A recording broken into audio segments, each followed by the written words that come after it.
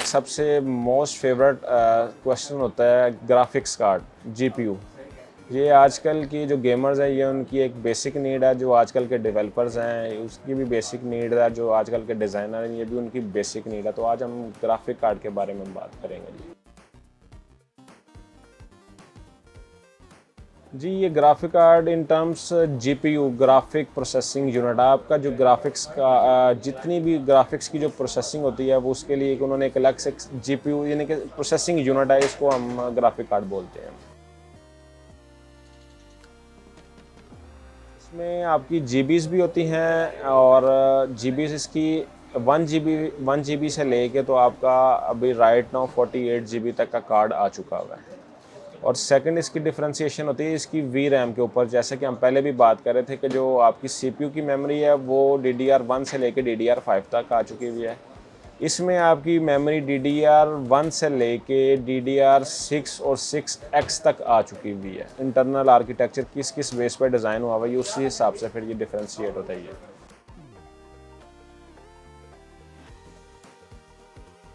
जैसे आपका रैम आपका प्राइमरी डाटा लोड करती है और जैसे जितनी जितनी ज़्यादा कैपेसिटी की आपकी मेमोरी लगी होगी उतना डाटा आपका टेम्परेरीली उसमें आता है और उसमें हैंग या स्टक वगैरह की प्रॉब्लम नहीं आती।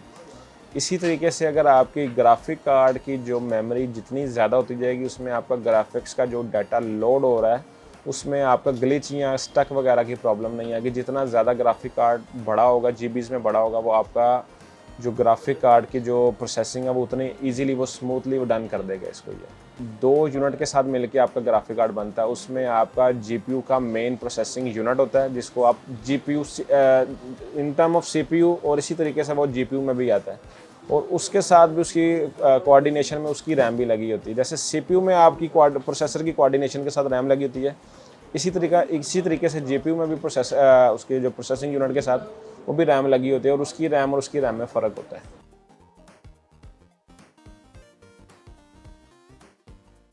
यूज़ कार्ड अब कुछ सीरीज़ ऐसी हैं जो कि न्यू नहीं आती, तो वो भी जिस तरीके से वो बात अभी पहले मदरबोर्ड की थी, इसको भी हमें यूज़ में ही कंसीडर करना पड़ेगा। और जो सीरीज़ बिल्कुल अभी नहीं आ रही हैं वो भी आपको यूज़ मार्केट में कोई बेचने नहीं आता। तो ये सीरीज़ टू सीरीज़ नई और पुराने की डिफ्रेंशिएशन होती है कि आप सीरीज़ कौन सी चूज़ करना चाह रहे हैं, उस पर आप बताएंगे आपको कि वो चीज़ न्यू में अवेलेबल है या वो यूज़ में वो अवेलेबिलिटी है। अगर हम आपको लोकल वारंटी प्रोवाइड करेंगे तो वो आपको वारंटी हम ही उसकी करवा के देंगे। और अगर इसमें इंटरनेशनल वारंटी भी होती है उसमें आपको ये होता है कि आपको कंपनी को एक ईमेल करनी पड़ती है और उसके रिस्पॉन्ड में आपको एक कंपनी की ईमेल पे जवाब आता है कि जी ये हमारा फ़लाना डिस्ट्रीब्यूटर फ़लानी जगह पे बैठा हुआ है। ये एक इनवॉइस जनरेट हो जाती है उस वक्त जब आपकी वारंटी आप उनको वो करते हैं। तो वो फिर आप इनवॉइस का प्रिंट निकाल के उस डिस्ट्रीब्यूटर के पास जब जाते हैं तो फिर वो आपसे वो सबमिशन ले लेते हैं कार्ड की, और फिर वो आपसे कुछ चार्जेस आने और जाने के लेके तो आपके कार्ड की वारंटी करवा देते हैं। लेकिन ये हमें मेक श्योर करना पड़ेगा कि क्या आया उसकी वारंटी इंटरनेशनली वैलिड है या नहीं है, या वो प्रोडक्ट आउट ऑफ लाइन तो नहीं हो चुकी हुई या एंड ऑफ स्टॉक तो नहीं हो चुकी हुई। इस वजह से फिर वारंटी का हमें पहले उसको चेक करना पड़ेगा। दोनों वारंटीज़ फिजिबल हैं, बस ये है कि लोकल वारंटी में आपसे जो वारंटी के चार्जेस हैं वो पहले ले लिए जाते हैं, और इंटरनेशनल वारंटी में ये होता है कि कस्टमर की थोड़ी सी फेवर ये होती है कि अगर वारंटी आ जाए तो फिर वो पैसे जो उसने स्टार्ट पे देने होते हैं वो बाद में दे लेता है, और अगर वारंटी उसकी ना आए तो ये पैसे उसके मतलब उसकी फेवर में चले जाते हैं, उसको बच जाते हैं ये पैसे वो वाले।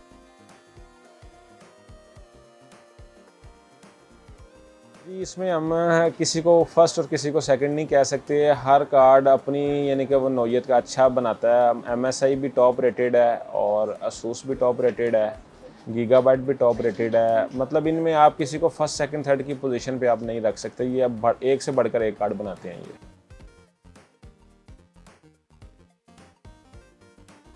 दुनिया में 2 ही वेंडर्स हैं, 2 ही ग्राफिक कार्ड की यानी कि जो बनाने वाली कंपनीज़ हैं। एक NVIDIA है और एक इसका जो AMD है, रेडियन जिसको बोलते हैं, AMD रेडियन जो है। दोनों एक ही पर्पस के लिए काम करते हैं। कुछ एप्लीकेशंस हैं जो कि आपकी स्पेसिफिकली NVIDIA पे ही चलती हैं, या जो कुछ गेम्स ऐसी हैं जिनकी सपोर्ट मैक्सिमम जो सपोर्ट है वो आपके NVIDIA के कार्ड्स के साथ है, और कुछ ऑप्शंस ऐसी हैं जो कि आपके रेडियन के कार्ड के साथ ज़्यादा बेस्ट चलती हैं।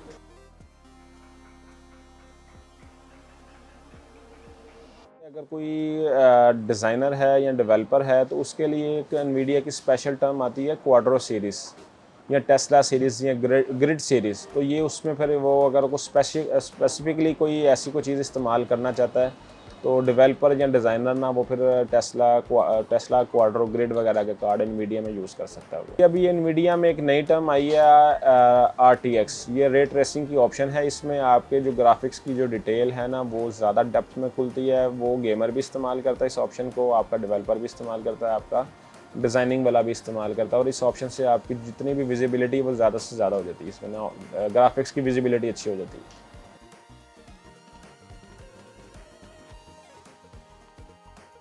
जी बिल्कुल, इसमें ग्राफिक कार्ड जीपीयू जो लैपटॉप का है वो पेस्टेड होता है, वो मदरबोर्ड के ऊपर ही पेस्ट होता है, वो रिप्लेसेबल नहीं होता। और आपका जो सिस्टम का ग्राफिक कार्ड है वो रिप्लेसेबल है कि कल को खुदा ना खास्ता आपका ग्राफिक कार्ड ख़राब हो जाता है तो वो आप सिस्टम का ग्राफिक कार्ड तो रिप्लेस कर लेंगे, लेकिन लैपटॉप का ग्राफिक कार्ड आप रिप्लेस नहीं कर सकते।